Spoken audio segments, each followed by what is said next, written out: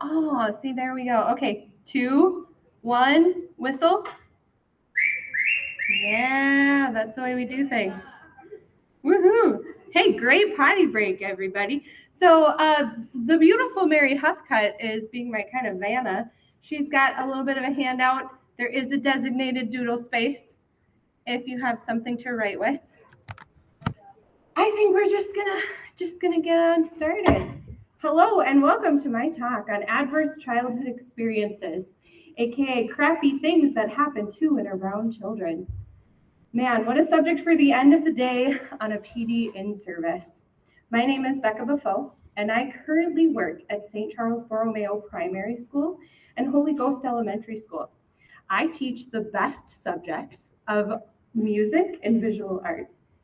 I'm going to discuss today mental health and wellness, the stigmatization within educational settings of mental health issues, adverse childhood experiences, and potential buffering factors educators can offer their students in and out of the classroom. I know some of you are asking this question right now to yourselves or to each other under your breath. Why is the music and art teacher talking today about mental health? Well, I'm currently studying, aka working my butt off, in the graduate program at St. Mary's University of Minnesota. This is all happening due to the awesome opportunities provided to us by Max. My degree will eventually and hopefully be a master's in education with a specialization in mental health. As you may have noticed, I am expecting a new little one in January, which means I may be a bit more emotional than normal, which I know is hard to imagine as I'm already a very emotional person. Okay, so what is mental health and wellness? Anybody got an answer for me? Okay, here's what we're gonna do. Everybody stand up. Stand up. Even Erica, stand up. Get your hands above your head. Let's wake up a little bit here. Okay, what is this doing right now to your physical wellness? What's it doing to your body? Okay, we have been sitting all day. We've been listening to people in boxes all day, and that's really hard. And we know this from last year. We know this is hard for us. We know it's hard for our students. So let's get a little bit of blood flowing, okay? Maybe take your legs.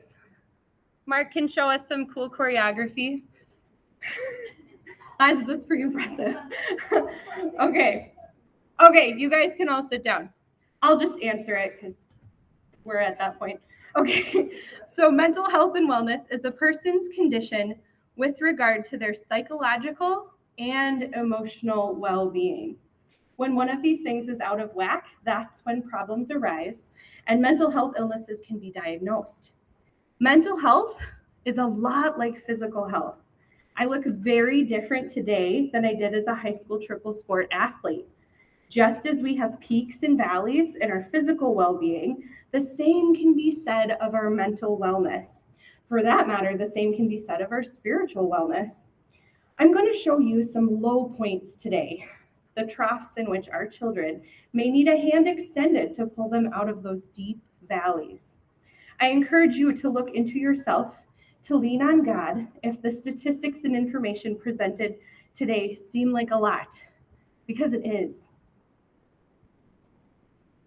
It may be a shocking statistic to you, but 1 in 5 people experience a mental health condition within their lifetime. That's 20% of the population. See, math, I can do it.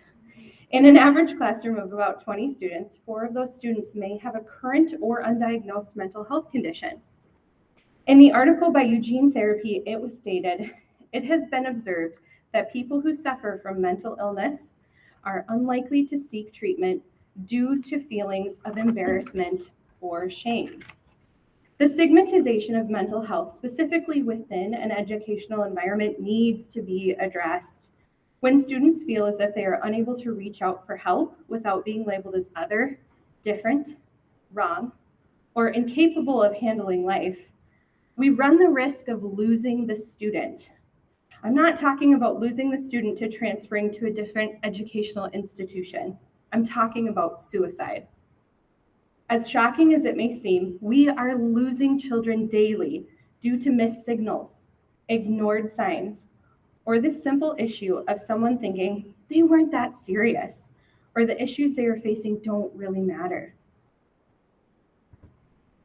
Some examples of what mental health stigma may sound like within our educational setting are the following. You're faking it. Oh, try and exercise. Can't you choose to be happy? And oh, cheer up. Other people have it a lot worse.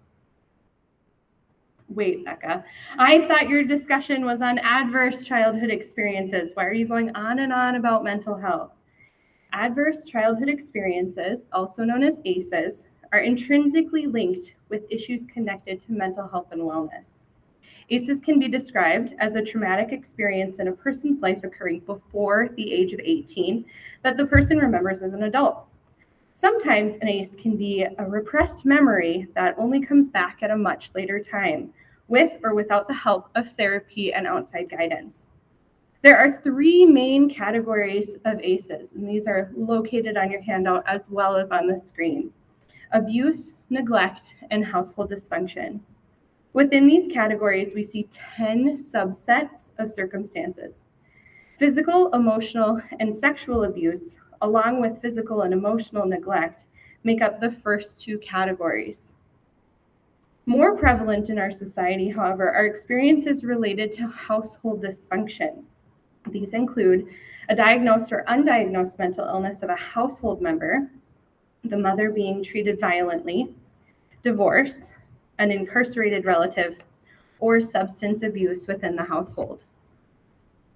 Within my studies, I was able to interview two amazing people working within the mental health profession currently. Chris Hagan, who might look a little familiar because he's our former Notre Dame and McDonell choir teacher Maria's husband, and Marley Kotlak, who is a close friend of mine from college. In my interviews with these two, it was discussed at length that these 10 subcategories in no way encompass all adverse childhood experiences. Think about things like health events in a child's life, the death of a close loved one, such as a parent, sibling, close family member, an absent parent due to something like working conditions, or even circumstances related to the COVID-19 pandemic. These are all examples of situations in which children can and do experience hardships that mold their lives. Here are a few more: adoption, food scarcity in the home, being a part of a marginalized community, and societal injustice. I'll come back to those discussions later. Right now, I want to see what you all do and would do for students in your class in the midst of experiencing an ACE. I know my audience, and most of you are already sitting with others from your individual buildings because Mary told us to.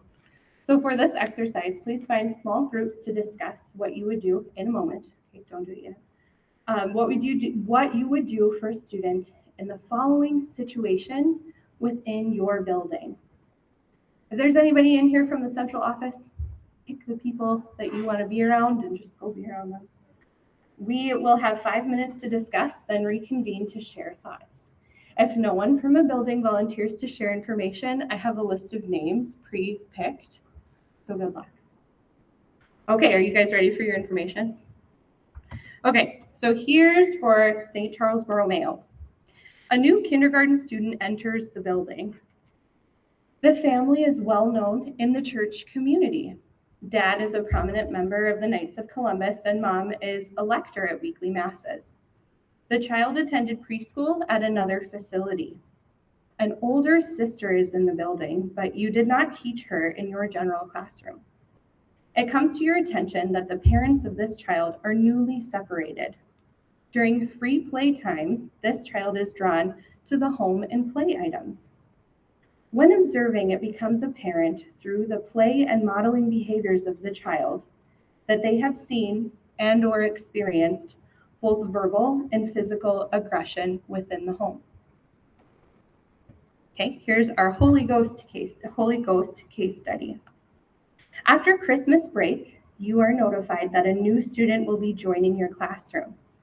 The child has two siblings who will also be placed in your school system. The reason for the abrupt placement right at the end of quarter 2 is that the child's mother and stepfather were involved in a traumatic car accident, resulting in the death of the stepfather and placing the mother in critical condition with a broken neck. The children were placed in full custody of their father, who lives in your community. Thankfully, the children were visiting the father over the holiday, which is why they were not involved in the accident. This happenstance also means that the children only have clothing and basic necessities for 2 weeks, the original intended duration of their stay with their father. You notice within the first month of schooling that this child is displaying issues with attention and retention of material covered within your classroom. Okay, here's the case study for Notre Dame. A student in your classroom is having health difficulties, including severe asthma attacks and both angioedema and anaphylactic allergic reactions. Angioedema includes hives, welts on skin, and swelling of tissues and mucosal membranes. Anaphylaxis is the potential life-threatening reaction, including issues with skin, airway blockage, and the GI tract. These difficulties are resulting in absences from school and missing assigned work. This child is unable to participate in strenuous physical activities and is only allowed 1 hour each day in an environment in which the air is unfiltered by a HEPA filtration device, like outside. Okay, finally, McDonell. A very cheerful and outgoing senior student in your classroom has experienced an extreme change in demeanor during the month of March. After discussing it with your teaching team, you become aware that the student is from a military family. News that the parent serving in the Army Reserves has been activated and received orders for a new tour of duty in the Middle East is brought to your attention. This is shocking to you because you were unaware of the military status of the family. With only 2.5 months remaining to the school year, you fear that these changes will result in detrimental effects for the students' grades for the final term. Does everybody kind of have their case study in mind? Okay, we are going to take, so what will you do? Ooh. Okay, we're going to take 5 minutes. Oh, my little dude isn't here. Okay, I'll do it on my watch. We're going to take 5 minutes to break into our groups and discuss about what you and your teaching team could do to support these individual students. Starting now.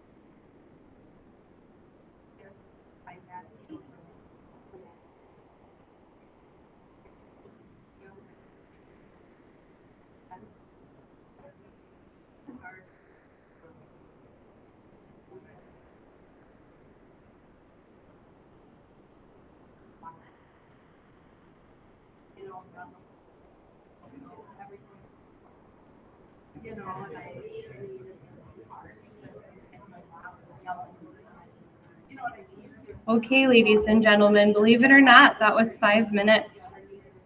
If you would like a little more time, go ahead and give me an okay. If you think we're ready to move on and hear answers, touch your nose. Okay for more time? Or touch your nose for we're ready to move on. Okay, it looks like I'm seeing more noses.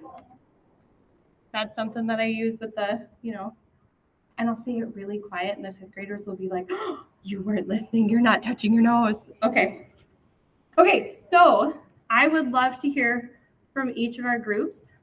So if you have a representative who would like to talk, come on up to our microphone, or I can bring you the microphone, or I can call out a name. Totally up to you. Okay, so I see Erica. Which group are you with? Okay, come on up for McDonell. Okay. I need somebody from the other schools. Kendra, come on up for Holy Ghost. Oh, man. Okay, Jamie St. Charles. Notre Dame. I had Sandra Ringel. Is she still around? You were doing McDonell? Okay. Okay, someone from Notre Dame. Come on up, Miss Gwen. Excellent. Okay, so let's just go in age order. So do you guys want to go oldest to youngest? Let's start with Erica. Go ahead. Tell us what your team discussed. It's not on. Can you push the button? Okay. The thing isn't up. Okay, guys, come on up. You get to come stand up. Come on up, ladies. Or just talk loud, but then it won't be recorded. Really loud. I mean, you could be loud, but then Shannon and Chris might hear you whenever That would be obnoxious. it would be silence. Okay, they're making their way up to the microphone for those who are watching the recording. Grudgingly, they're making their way up. Oh, feedback. Maybe if you stand right here.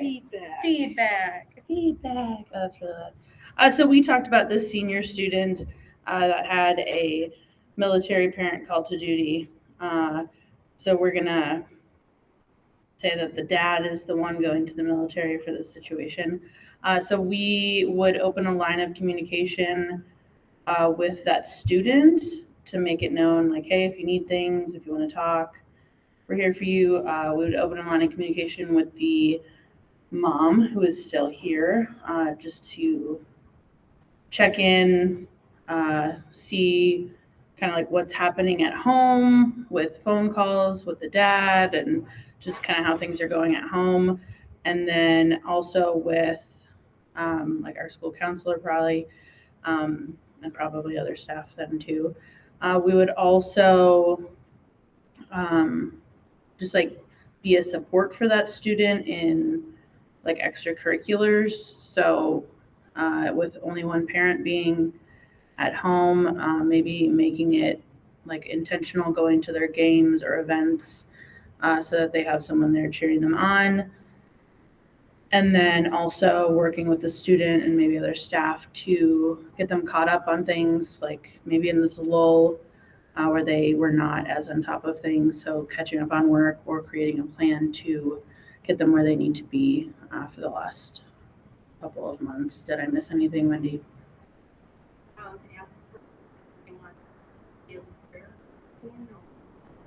Oh, yes. Asking them if they want to be added to our prayer list or keep it more just like personal, but continuing to pray for them and for the dad, the family. Very good job. Excellent. Thank you. Gwen, you're up. I love my team. I just have to say that first because they make me really excited to come to work every day. Thanks, guys. So that brings me to the first thing that we would do. We would meet as a team and just see what's like just what we just did, sharing ideas about like, what do you think we could do? We definitely would meet with the student for a couple of reasons. First, to just have conversations with them, whatever helps them feel normal. And second, to talk about assignments. You'd want like a balance. You don't want to just not have them do anything, but you want to find what they can do. So that comes with the conversation with the students. The third thing is parent communication, absolutely. So, and also if you could all say, look up novena for St. Joseph and pray for a middle school science teacher, that would be wonderful.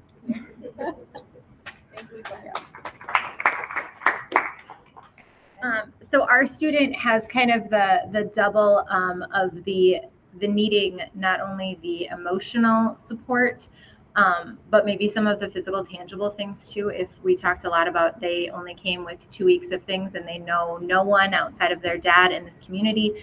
So we talked about, our uniform closet and a letter we could send, our phone calls we could make to parents to get them some clothes and some personal effects, things that they would need to just make that feel more like their home. We talked a lot about making sure that dad was a safe place, that home was a safe place. If their primary custody was mom, what does dad's house look like? What's that environment like? Is that a place where they can be for an extended period of time?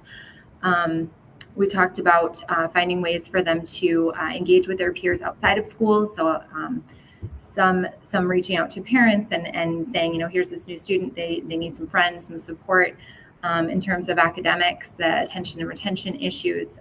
A lot of just letting them know, like I said earlier, that we're a safe place, physical touch if that's appropriate. A lot of letting them know that we're here for them, spending time with them, eating lunch with them.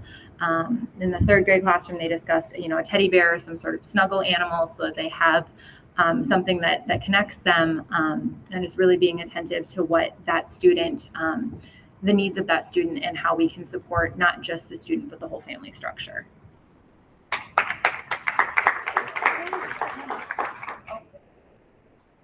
Okay, so ours was St. Charles, and it was a newly a kindergartner whose parents were newly separated, and they were displaying some in the drama area of the classroom.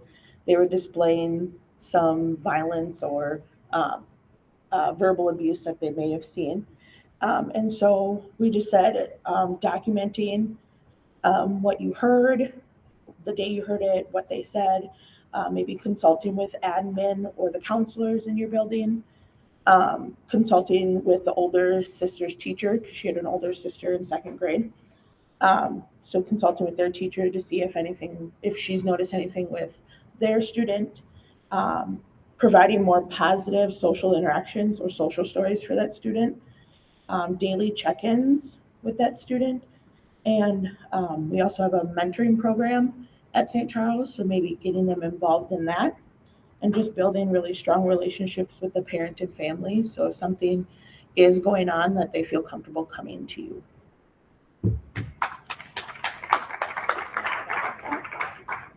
You guys, I love working here because those were excellent ideas and brainstorming. And as I was walking around, something I thought was really interesting was I didn't give you pronouns. I didn't tell you if it was a boy or a girl. And I didn't tell you if it was the mom or dad that was deployed. And I didn't tell you how close they were with the mom or the stepfather. So I left out pieces on purpose because that's what we get.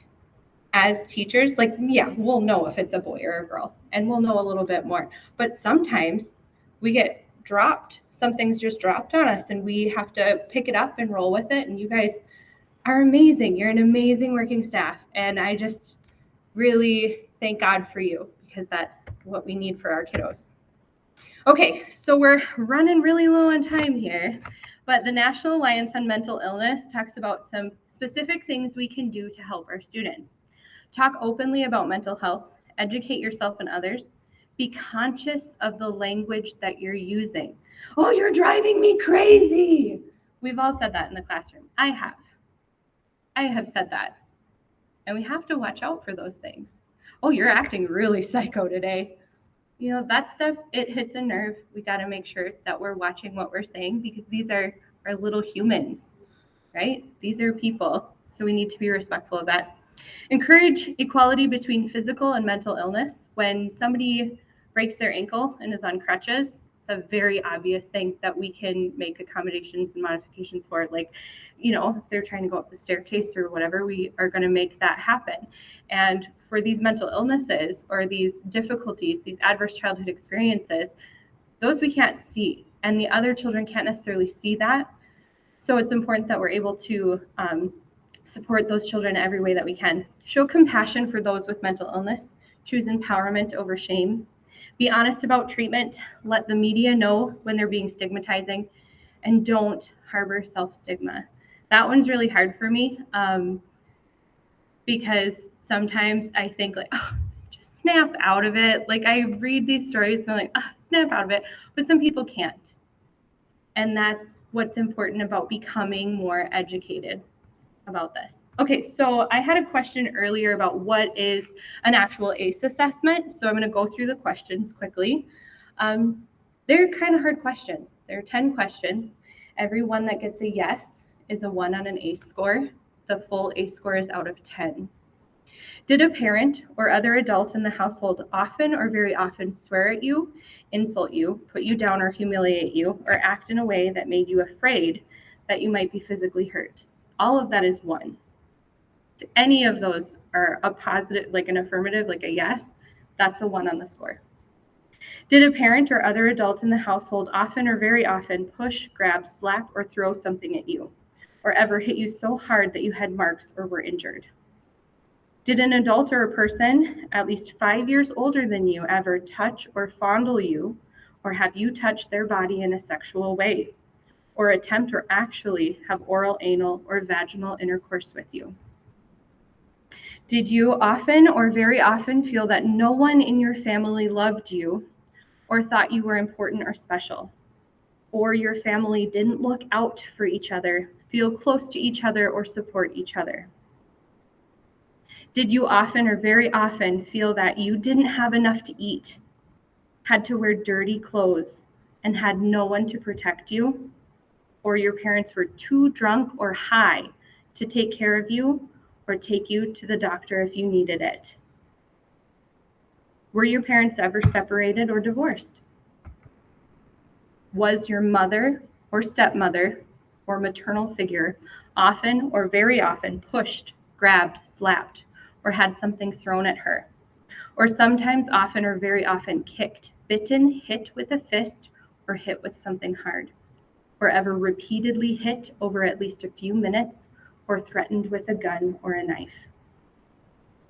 Did you live with anyone who was a problem drinker or alcoholic, or who used street drugs?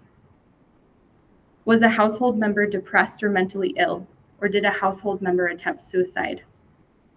Did a household member go to prison? These are hard questions. These are questions that I had to practice reading out loud, closed in our sunroom, so that my girls wouldn't hear what I was saying, so that I wouldn't cry when I read those out loud too, because that's how hard, knowing that some of our kids have this, like I said, crappy things that happen to and around children. I'm sorry, this is not a sunshiny way to end the day. But these three ladies are there to help our children. I'm going to actually read off what I wrote because it is so important that I get this right. Every yes answered is 1 point on an assessment with a total possible outcome of 10. Both mental health professionals I interviewed, Marley and Chris, cautioned against ever using an ACE assessment on a child as an educator. We are not mental health professionals. We may gain information through a variety of means, such as speaking with the student, family, educational team, or even clergy. We must not ever cross the line, ethical and legal, and switch roles from that of an educator. This may become a personal ethical dilemma. If you have any concerns about a student needing professional mental health guidance, please speak to our guidance counseling team. So I don't see any of these three in here, which is why I put their pictures up. So right here we have Brittany Sikora, Ruth Ann Prue, and can someone help me with Caitlin's last name? Zarnick? Oh, okay, Caitlin Zarnick. So reach out to these individuals. They are trained, they know the community resources, they are able to hook up families and individual students with the people that they need to be hooked up with.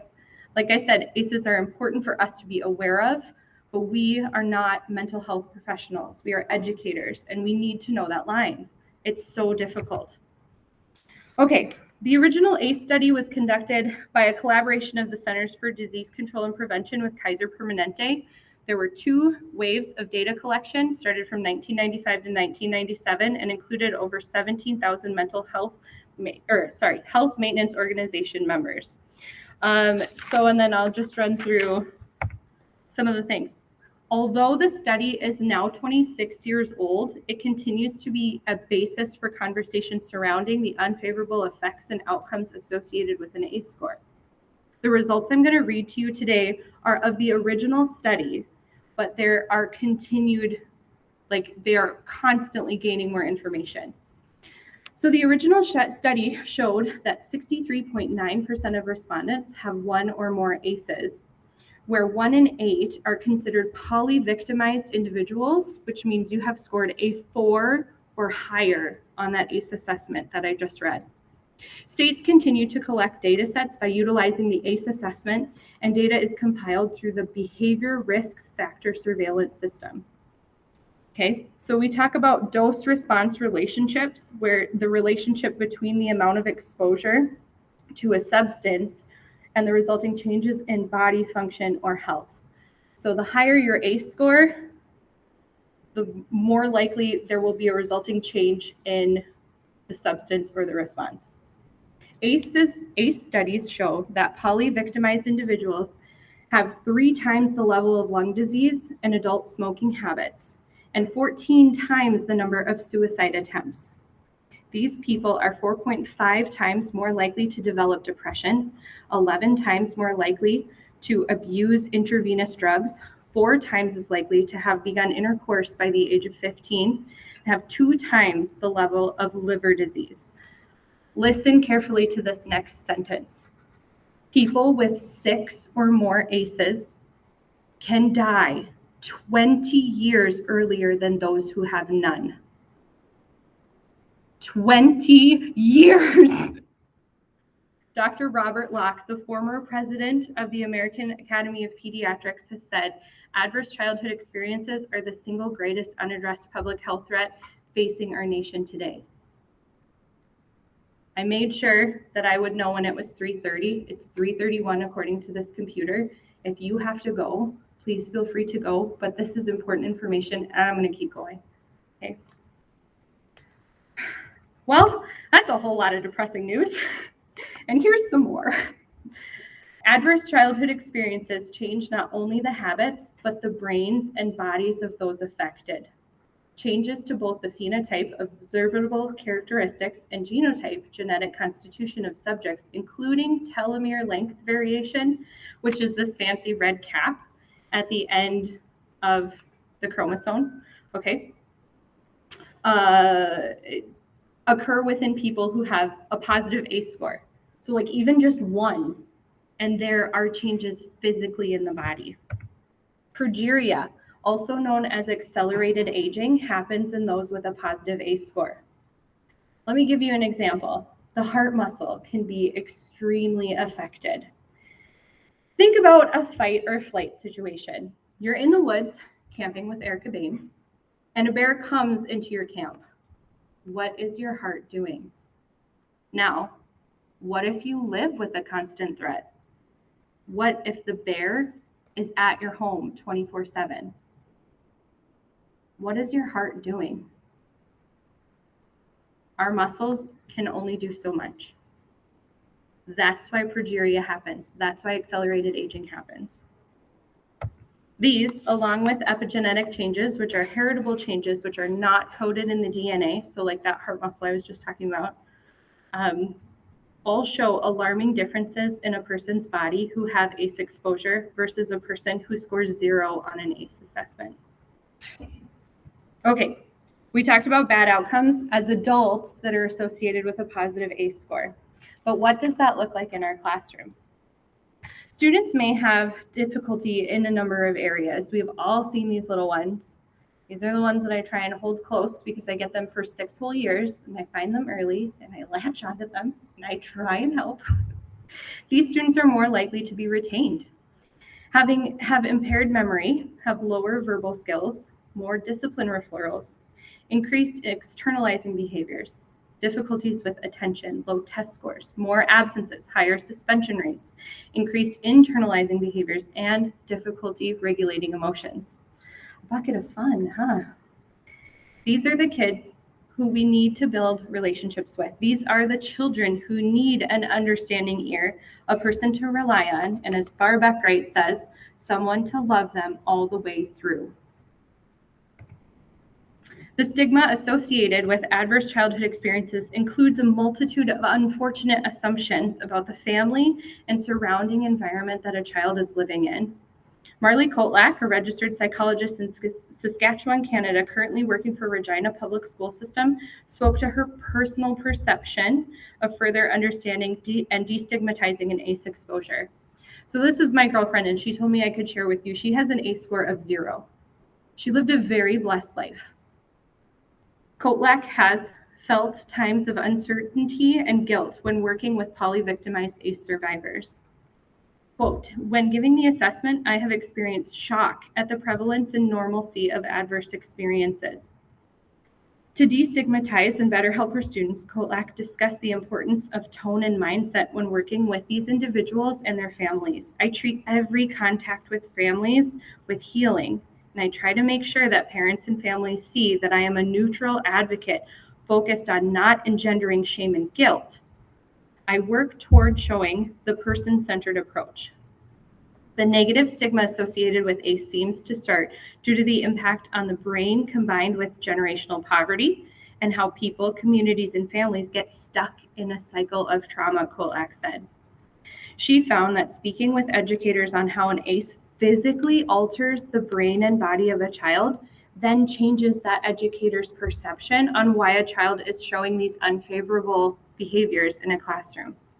By helping others see and understand these connections between issues, the cycle of poverty or adverse experiences with a physical alteration of the brain or body helps me communicate the why behind these families getting stuck in cycles, said Kolak. Franciscan's Children's Hospital also relates, having a better understanding of mental illness may give you the ability to reach out to each of the people in an empathetic and informed manner. Let's recall our little studies we did. That kindergarten student was me. That fourth grade student was me. That middle school student was me. And that senior was me. But this score, which is way more than this, by the way, does not define me. I had helpers. Remember what Mr. Rogers said about helpers? Let me remind you, when I was a boy, I would see scary things in the news. My mother would say to me, look for the helpers. You will always find people who are helping. That's my kindergarten teacher, Mrs. Boyaff. She saw that I needed stability in my life and attention, lots of attention. I guess not much has changed. She put me right up near the front of the classroom. At the end of the day, she would hug me and say that I mattered.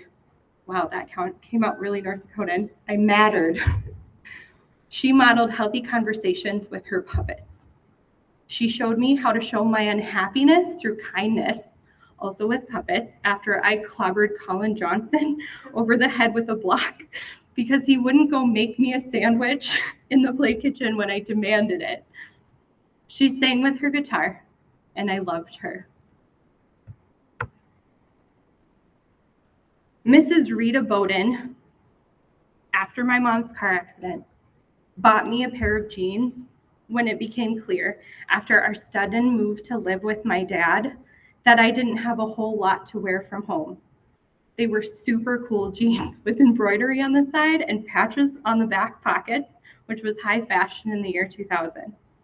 I remember at our morning intentions and how my first day there, she prayed out loud and in front of my classmates for the healing of my mother, setting the example for me and my friends to share our burdens with God.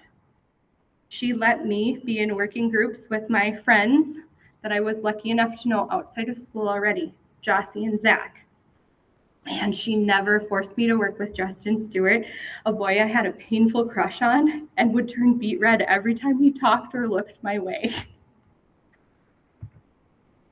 My middle school choir teacher, her name at the time was Mrs. Wynn. It was her first year teaching, and we were a very tough crowd. She offered me the position of music librarian when it became apparent that I had nowhere to go and nothing to do when I was originally scheduled to be in gym class.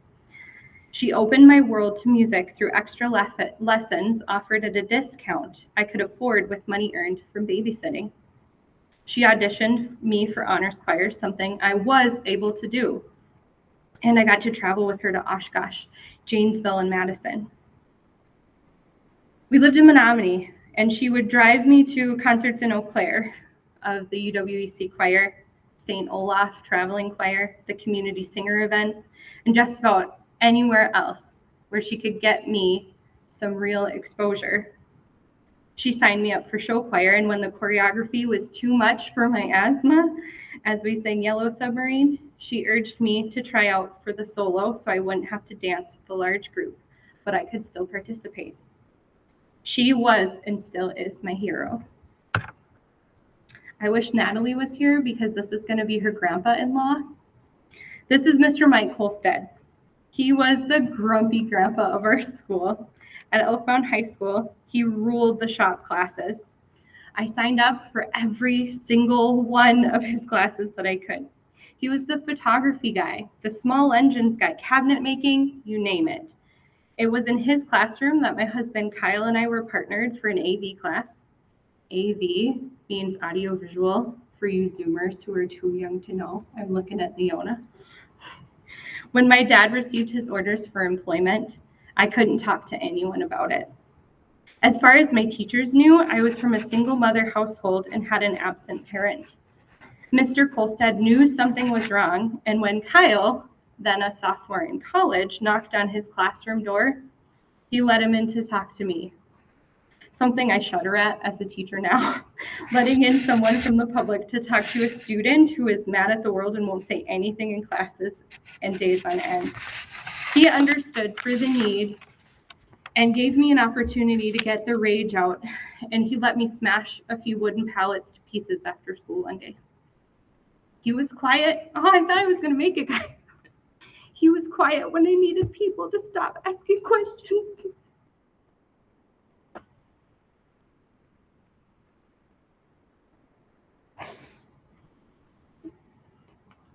So why did I just tell you all that? For those of you who are millennials, you might have remembered, Pitch Perfect, and when it's not the Bekka show. But today, right now, in this moment, it is. I'm sharing my story today to show you what a difference a teacher can make. One day, you will tell your story of how you've overcome what you're going through now, and it will become part of someone else's survival guide. I know that truly amazing teachers make a difference. And as I look out into the room, I see you. You are amazing, and you make a difference. Protective factors are considered potential buffers for ACE exposure. Within our classrooms, we can do different things that can balance the scale and hopefully change some of the possible risk outcomes associated with a positive ACE score. One of the biggest things we can do is foster resilience within our students. This is the ability to bounce back from adversity, the ability to overcome misfortune or change. If you ever want to lose time, go talk to my girl, Shannon Yeager, about the subject. There are 5 main sections of resiliency in which we can affect change within our students. This can be done through modeling or providing lessons with these ideas in mind. They include taking care of yourself, active problem solving, meaning and purpose, social support, and maintaining a positive outlook. Let's once again return to the most important thing we can do, which is build relationships with our students. The Minnesota Department of Health shares the following ideas on how teachers can make a difference. This is all listed on the back of your handout in full. A close relationship between children and competent caregivers or other caring adults is number 1 on their list. Fostering parent resilience is the biggest thing that we can do outside of school, helping those parents. In fact, the biggest predictor of ACE exposure is an ACE score that's positive in the mother. Caregiver knowledge and application of positive parenting skills. Identifying and cultivating a sense of purpose, such as faith, culture, and identity. Individual developmental competencies, problem-solving skills, self-regulation, and agency. Children's social and emotional health, awareness, and support. Social connections created and maintained are huge. Socioeconomic advantages make a difference in an ACE score. If a family comes from means, they're probably not going to have a food scarcity issue in their home. And that's a sad fact that we need to understand and recognize. But if we can have concrete support for parents and families coming from our school or our county, that's huge. Communities and social systems that support health and development and nurture human capital is the final one. Okay, I know I saw at least one person had something on their questions. I think I answered it. Jamie? Can we as educators give an ACEs survey to any of our children? The answer is no. We cannot legally do that. You can have a conversation with a student. You cannot pry for information. You can have open-ended questions, but it becomes a legal issue and an ethical issue as an educator. Because if we cross that line, that brings a lot into question. I see Mary, she's just yes. Anybody else? I'm sorry that I took longer than I said. But the last thing I wanted to say was thank you so much for the time you shared with me today. I know it's been a very long day of professional development in a pretty warm room. Thank you for listening to my story. But most of all, thank you for doing the great work that you do with our students in and out of the classroom content areas in which you teach. My final 3 slides are resources. Oh, sure. I mean, go ahead, clap. You know me, I'm extrinsically motivated. So like, carrot, I'll take the applause. If anybody has any questions that you'd like to ask me privately, I am around and available. Yeah, lots of things to share. Thank you so much, guys.